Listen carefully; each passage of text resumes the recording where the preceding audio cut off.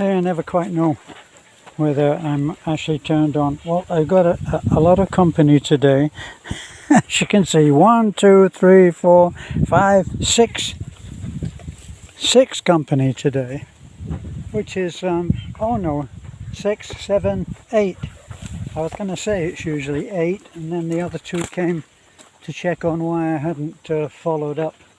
I stopped to put the camera onto the stick. So, for those of you who don't know, I walk the 5 miles up to where the bike is kept, because I don't like to ride this path.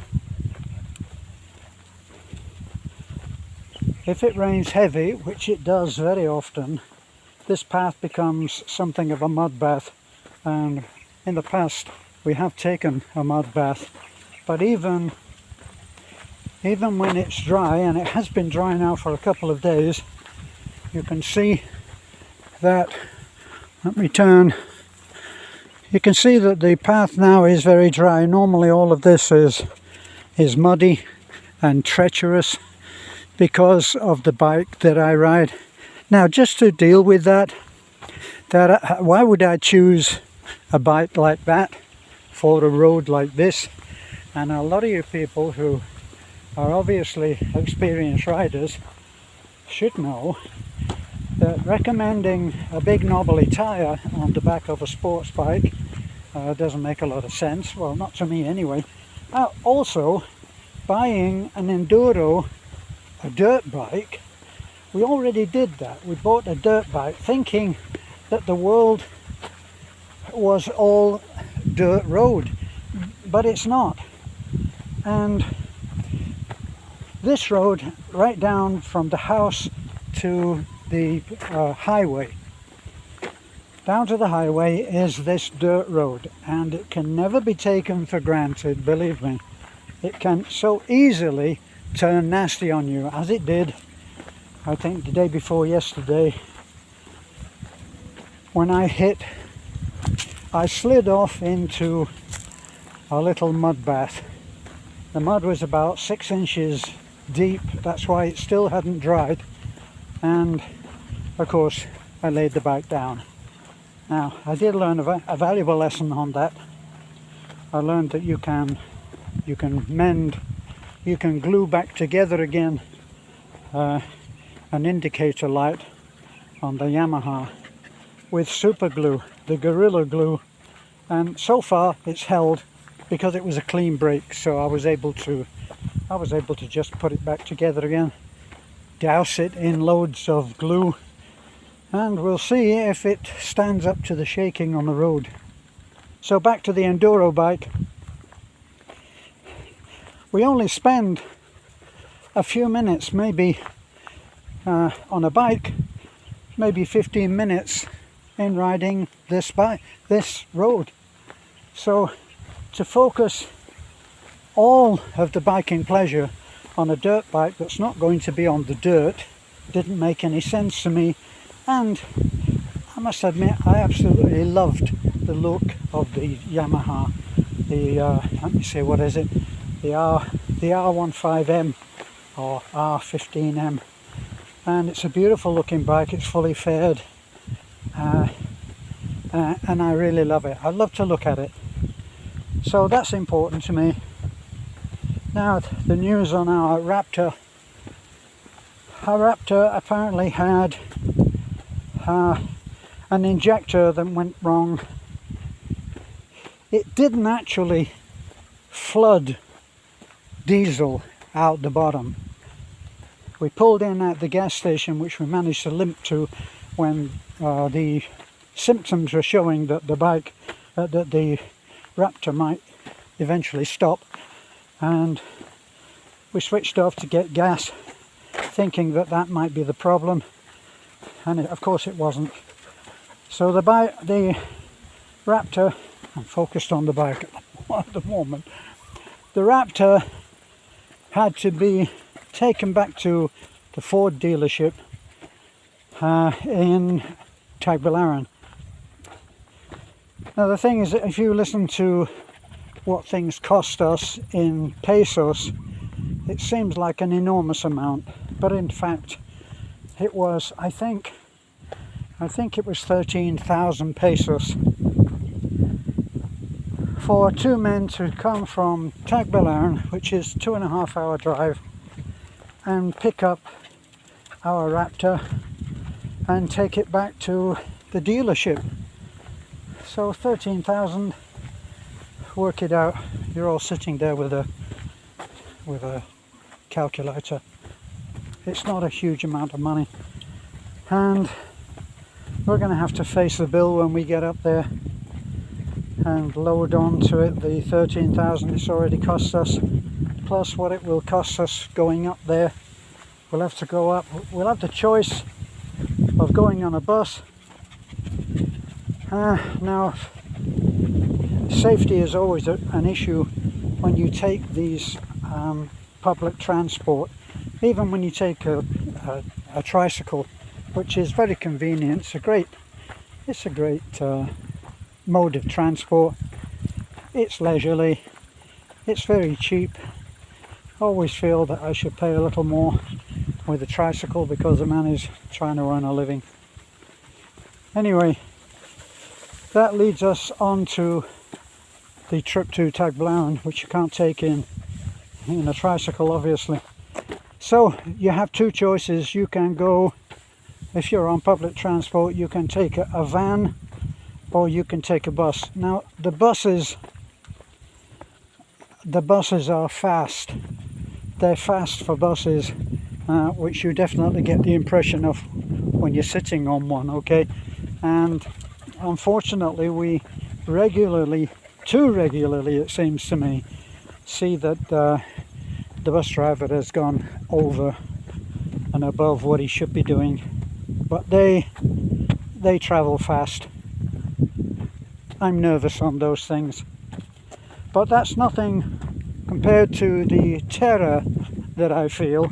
Sorry I'm wobbly, but the ground is wobbly.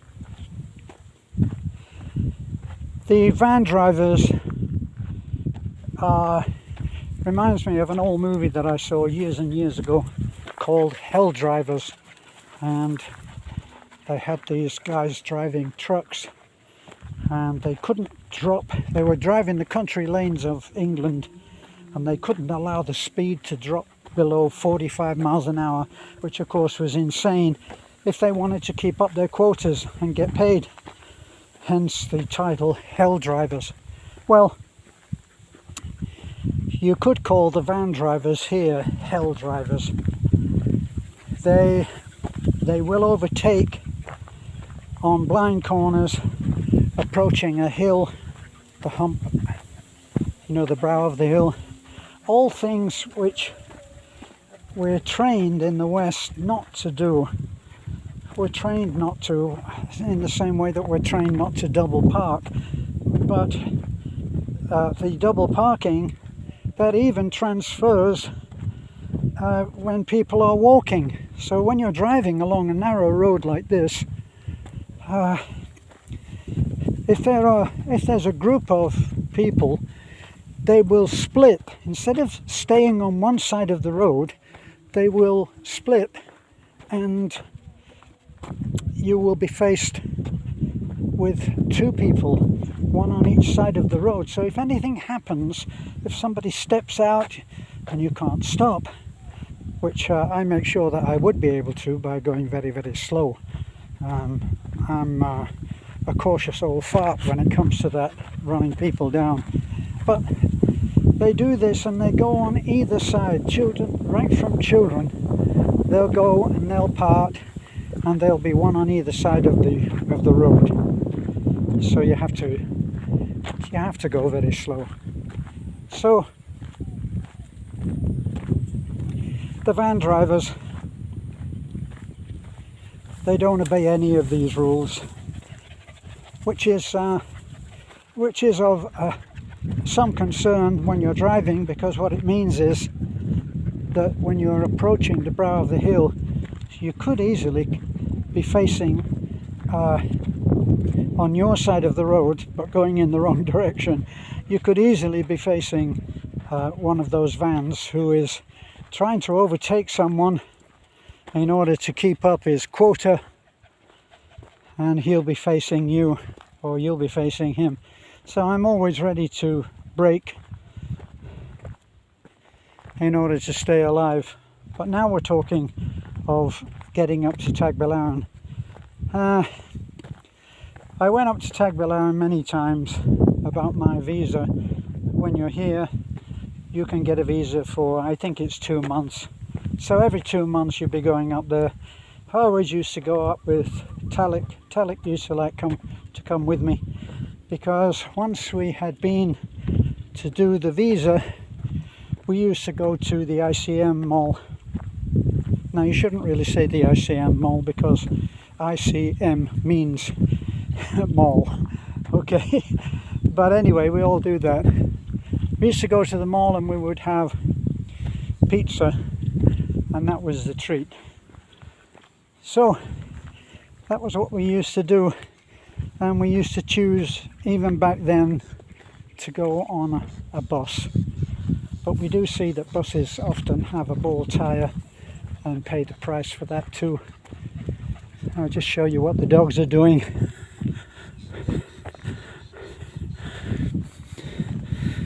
As I said, how many did I say? 8 dogs. So we have 8 dogs. That doesn't include the 4 dogs that Beth has. Beth has Pomeranians, and she has the father, Ryder, and 3 dogs who I don't even try to learn their names, because they all look the same to me. They're all black and they're all small, and they all bark a lot. I don't know what the guys are doing. See, this is a big treat for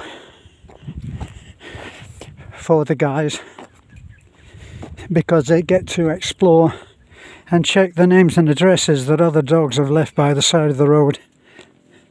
And occasionally the special treat, which is a carabao dump. You ain't seen a dump until you've seen a carabao dump. They are huge. You step in a carabao dump, you may never be seen again. Right, so there's the scene of my little adventure yesterday or the day before, and I got off to the side and then it just slipped. Obviously I'm not travelling at speed when I do this, but even when the road is dry, you still have these deep furrows that if you get caught in them, they're enough to take the wheel the way that you want, the way that it wants you to go, not the way that you want to go. That was a carabao dump, is no more. So I'm going to try telling the dogs to go home soon. Oh boy, that's quite a task. They don't want to. They want to go right down to the road, where Beth says, no, don't let them do that. They can be cooked. Well, we are in the Philippines. Okay, so thanks for looking in. I'll be back.